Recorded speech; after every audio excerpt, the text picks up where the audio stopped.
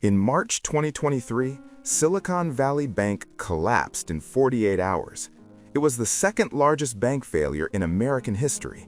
Depositors woke up one morning to find their money frozen. Businesses couldn't make payroll. Panic spread. The government stepped in and made everyone whole. Crisis averted. Everyone moved on. But here's what nobody's talking about. The exact same conditions that killed SVB are still present. Worse, actually. And they're not just at small regional banks, they are systemic. We're heading into 2026 with hundreds of billions in unrealized losses sitting on bank balance sheets, a commercial real estate crisis that hasn't hit yet, and deposit insurance that can't possibly cover what's coming. Your money in the bank isn't as safe as you think, and the warning signs are flashing red. This is what's actually happening in the banking system right now. Why 2026 could trigger the next wave of failures, and, most importantly, what you can do to protect yourself before it happens. Because the FDIC can't save everyone, and you need to understand that before you're locked out of your account. Let's start with what actually killed Silicon Valley Bank, because understanding this is critical to seeing why it's not over. The basic mechanics. Silicon Valley Bank took in deposits, lots of them, during the 2020-2021 boom. Tech startups and venture capital firms parked billions at SVB. The bank had more money than they could lend out profitably. So they did what banks always do with excess deposits. They bought safe assets, specifically long-term treasury bonds and mortgage-backed securities. These were considered ultra-safe because they're backed by the US government or government-guaranteed mortgages. Here's the problem. When interest rates were near zero in 2020-2021, SVB bought bonds paying 1 to 2%. Then the Federal Reserve raised rates aggressively in 2022-2023, the fastest rate hiking cycle in 40 years. Suddenly, new bonds were paying 4 to 5%. This created a massive problem. SVB's old bonds paying 1 to 2% lost value. If you're holding a bond paying 1% and new bonds pay 5%, your bond is worth much less. Nobody wants to buy your 1% bond when they can get 5% elsewhere. So SVB was sitting on $15 billion in unrealized losses. On paper, they were still solvent. These were just accounting losses as long as they held the bonds to maturity. But in practice, they had a massive hole in their balance sheet. Then customers started withdrawing money. Tech companies were burning cash, the venture capital funding dried up, and deposits began flowing out. SVB needed cash, so they had to sell those bonds and realize the losses.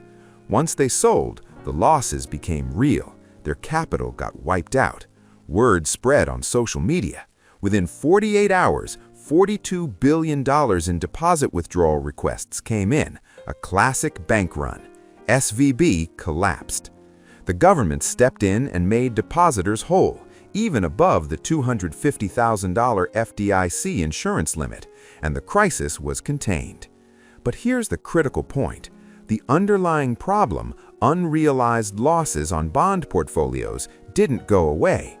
After SVB, two more banks failed, Signature Bank and First Republic. Same basic story, interest rate risk and deposit flight. The government rescued depositors each time, but they can't keep doing that forever, and the number of banks sitting on similar problems is much larger than 3. Here's the terrifying number. As of late 2024, U.S. banks are sitting on approximately $500 billion in unrealized losses on their bond portfolios. Let me say that again. $500 billion in losses that haven't been recognized yet because banks are holding these bonds and hoping interest rates fall so the losses disappear. This isn't a conspiracy theory. The FDIC publishes this data quarterly. It's public information, and it's getting worse, not better. Why this is a systemic problem? When interest rates were near zero, 2009-2021, every bank in America bought long-term bonds because there weren't better options. That's what banks do. They hold safe government-backed securities as their reserve assets. Now, every bank is sitting on the same problem SVB had. some more than others, but it's widespread. The banks most at risk are regional and community banks. They're smaller, less diversified, and more exposed to bond portfolio losses. They also don't have the same access to emergency funding that giant banks like JP Morgan or Bank of America have. But here's what makes it worse: commercial real estate. Regional banks are heavily exposed to commercial real estate loans, office buildings, shopping centers, apartment complexes, and commercial real estate is in crisis. Office buildings are sitting empty because of remote work. Occupancy rates are down 30 to 50% in many cities. Property values are dropping. Rents can't cover loan payments. And here's the kicker: trillions of dollars in commercial real estate loans are coming due in 2025 to 2027. These loans need to be refinanced, but property values have dropped, interest rates are higher, and banks don't want to lend into a declining market. So we're heading into a situation where banks have unrealized losses on bond portfolios. Banks have deteriorating commercial real estate loans. If depositors get nervous and start withdrawing money, banks have to sell bonds at a loss or call in loans. This triggers failures. SVB was just the canary in the coal mine. The real test comes when multiple banks face this simultaneously and the government can't bail out everyone. Let's talk about the myth of FDIC insurance. The FDIC, Federal Deposit Insurance Corporation, insures bank deposits up to $250,000 per depositor per bank. This is supposed to prevent bank runs. If your bank fails, the FDIC makes you whole up to $250,000. This works great for small failures. One or two banks collapse, the FDIC steps in, depositors get their money, crisis averted. But here's the problem: the FDIC doesn't have enough money to cover a systemic crisis. The FDIC Deposit Insurance Fund has about $125 billion in reserves. That sounds like a lot, but there are roughly $10 trillion in insured deposits across the U.S. banking system. Do the math. $125 billion to cover $10 trillion. That's 1.25% coverage. If even 2% of the banking system fails, the FDIC fund is wiped out. Now, the FDIC has a backup. They can borrow from the Treasury. In theory, they have access to $500 billion in credit lines, and in an extreme crisis, Congress could authorize more. But here's what that actually means: taxpayer bailouts. When Silicon Valley Bank failed, the government made all depositors whole, even those with more than $250,000. They used a systemic risk exception to justify it. Translation: if we don't bail everyone out, panic will spread and more banks will fail, so we're bailing them out. This worked for 3 banks, but what if 50 banks fail? 100 banks? The political will for unlimited bailouts isn't there anymore. Public anger about bailing out the wealthy is real. And there's another problem: time. Bank runs happen fast now. SVB collapsed in 48 hours because of social media and digital banking. You can move money with a phone app instantly. Word spreads on Twitter, X, and within hours, billions flow out. The FDIC and government need time to arrange rescues, find buyers for failed banks, organize bailouts. In 2008, they had days or weeks. Now they have hours. So when people say, "Don't worry, FDIC insurance protects you," understand what they're really saying. As long as only a few small banks fail, you're probably fine. But if this becomes systemic, all bets are off. And all the indicators suggest we're heading towards systemic, not isolated. So why 2026 specifically? What's the trigger? Several crisis points are converging in 2025 to 2027. Trigger 1. Commercial real estate loan maturities. Roughly $1.5 trillion in commercial real estate loans mature between 2025 and 2027, with a huge wave hitting in 2026. These loans need to be refinanced, but property values have dropped 20 to 40% in many markets. The old loan might have been for $10 million on a building worth $12 million. Now the building's worth $8 million. Banks won't refinance the full amount. Property owners either need to inject cash or default. Many will default. This hits regional banks hard. They hold the majority of these loans. Trigger 2, credit card and auto loan defaults. Consumer debt is at record highs. Credit card balances over $1.1 trillion. Auto loans over $1.5 trillion.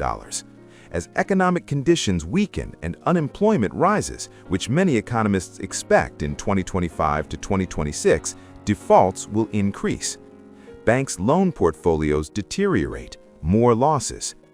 Trigger 3, potential recession. Many economic models suggest recession risk is elevated for 2025 to 2026. Whether it's from Fed policy, geopolitical shocks, or just the business cycle, if recession hits, bank stress intensifies. Loan defaults rise, deposit withdrawals increase, businesses need cash, and weak banks break. Trigger 4, a precipitating event. One more bank failure. This is the match that lights the fire. If one medium-sized regional bank fails in 2026, maybe from commercial real estate exposure, it could trigger panic. Depositors at similar banks think, my bank has the same problems, I should move my money. Digital bank run begins. Multiple banks face withdrawals simultaneously. Some fail. Panic spreads. This is how systemic crises work. It's not that every bank is doomed. It's that once confidence breaks, even healthy banks can face runs because depositors can't tell the difference between weak and strong banks fast enough. Historical precedent, the savings and loan crisis, 1980s, 1990s. Over 1,000 banks and S&Ls failed. It took years to resolve, cost taxpayers $160 billion. But that crisis unfolded slowly over a decade. Today's crisis could unfold in months or weeks because of digital banking and social media. That's what makes it more dangerous. Okay, so what do you actually do? How do you protect yourself? Step 1, understand your FDIC coverage. $250,000 per depositor, per bank, per ownership category. If you have more than $250,000 in one bank, the excess is not insured. Spread large amounts across multiple banks. If you have $500,000, use 2 banks with $250,000 each. If you have $1 million, use 4 banks. It's inconvenient, but it's safe. Different ownership categories also have separate coverage. Individual accounts, joint accounts, retirement accounts, IRAs, trust accounts all have separate $250,000 limits at the same bank. Understand the categories and structure accordingly. Step 2, know your bank's health. Not all banks are equally at risk. Check a few things. Is your bank heavily exposed to commercial real estate? Regional banks in cities with high office vacancy, San Francisco, New York, Chicago, are higher risk. Is your bank small or medium-sized? Smaller banks are more vulnerable. Giant banks like JP Morgan, Bank of America, Wells Fargo are too big to fail and will be bailed out. Check your bank's financial ratings. Services like Weiss Ratings or Bankrate provide bank safety ratings based on capital levels, asset quality, and profitability. You can also check FDIC data on your bank's unrealized losses and commercial real estate exposure. It's public. Step 3, diversify where you hold money. Don't keep everything in traditional banks. Consider credit unions, often safer than small banks because they're member-owned and more conservative. Also NCUA insured, equivalent to FDIC. Treasury securities directly. You can buy T-bills, notes, and bonds directly from treasurydirect.gov. No bank middleman, no FDIC needed. U.S. government backing is as safe as it gets.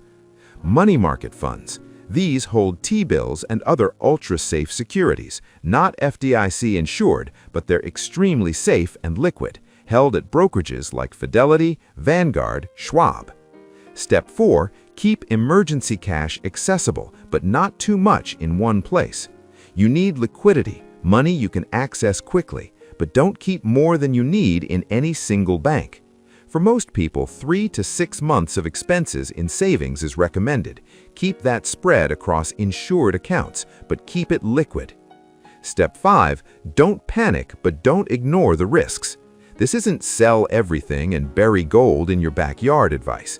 Most people's money will be fine if they're within FDIC limits at stable banks.